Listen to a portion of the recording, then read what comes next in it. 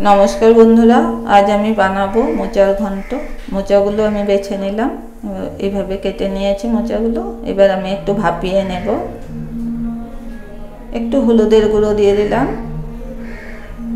5 মিনিটের মতন আমি একটু ভাপিয়ে নেব। একটু কড়া বসিয়ে দিলাম।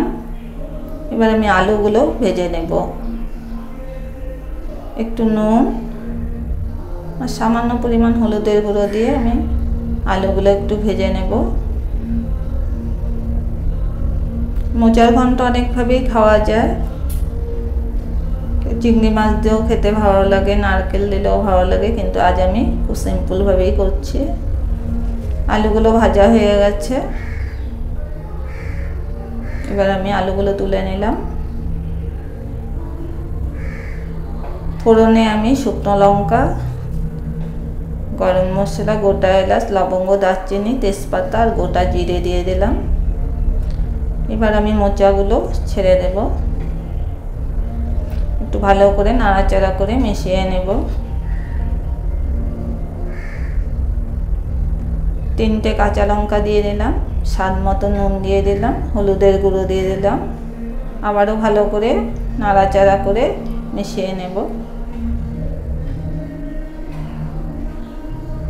এবার একটু ঢাকা চাপা দিয়ে দিলাম। 2-3 মিনিট ঢেকে আবারও একটু নাড়াচাড়া করে নিয়ে নিলাম। এবার আমি জিরের গুঁড়ো আর একটু আদা বাটা দিয়ে দিলাম। ভালো করে মিশিয়ে নেব। এবার আমি ভাজা আলুগুলো দিয়ে দিলাম। আলুগুলো দিয়ে আবারও একটু নাড়াচাড়া করে একটু ঢেকে রাখবো।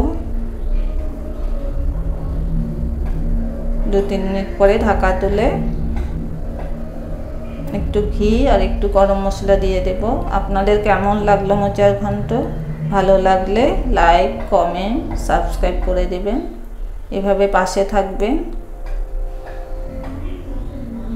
Thanks for watching.